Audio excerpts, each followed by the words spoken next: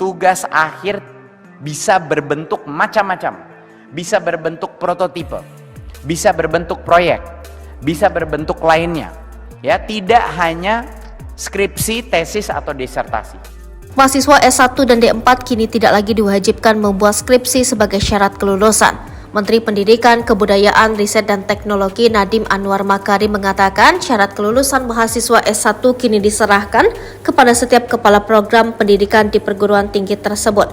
Ketentuan baru ini tertuang dalam Peraturan Menteri Pendidikan, Kebudayaan, Riset dan Teknologi Nomor 53 Tahun 2023 tentang penjamin mutu pendidikan tinggi. Aturan itu diatur lebih rinci pada pasal 18. Dalam belait itu dijelaskan tugas atau proyek akhir itu juga bisa dilakukan secara berkelompok.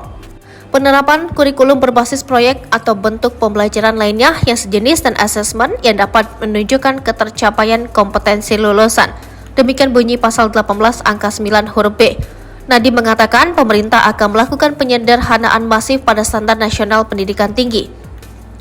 Untuk melakukan itu, standar itu nggak boleh kayak juknis, jadi harus menjadi framework, kata Nadiem dalam diskusi Merdeka Belajar episode 26, Transformasi Standar Nasional dan Akreditasi Pendidikan Tinggi. Tugas akhir bisa berbentuk macam-macam, bisa berbentuk prototipe, proyek, bisa berbentuk lainnya, bukan hanya skripsi, tesis, dan disertasi. Keputusan ini ada di perguruan tinggi, imbuhnya. Nadiem mengatakan ketentuan baru ini merupakan bagian dari program Merdeka Belajar. Menurutnya saat ini ada banyak cara untuk menunjukkan kompetensi lulusan para mahasiswa. Apalagi mahasiswa vokasi, Nadiem menilai kompetensi justru bisa diukur dari proyek dan implementasi yang dilakukan mahasiswa. Sebelumnya, mahasiswa sarjana atau sarjana terapan itu wajib membuat skripsi. Kini tugas akhir dapat membentuk prototipe, proyek, atau bentuk lainnya tidak hanya skripsi, ucap Nadiem.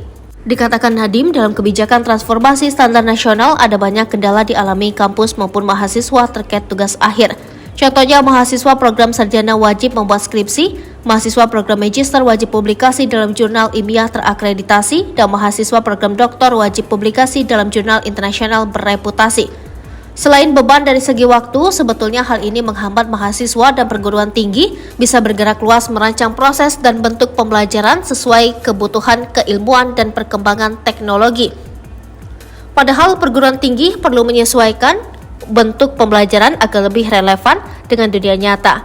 Karena itu perguruan tinggi perlu ruang lebih luas untuk mengakui dan menilai hasil pembelajaran di luar kelas, kata Nadiem. Ada berbagai macam prodi yang mungkin cara kita menunjukkan kompetensinya dengan cara lain, apalagi yang vokasi ini sudah sangat jelas.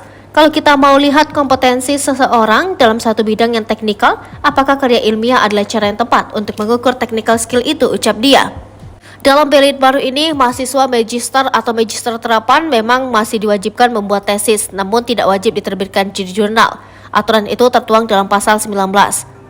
Mahasiswa pada program magister atau magister terapan wajib diberikan tugas akhir dalam bentuk tesis, prototipe, proyek, atau bentuk tugas akhir lainnya yang sejenis. Demikian bunyi pasal 19 angka 2.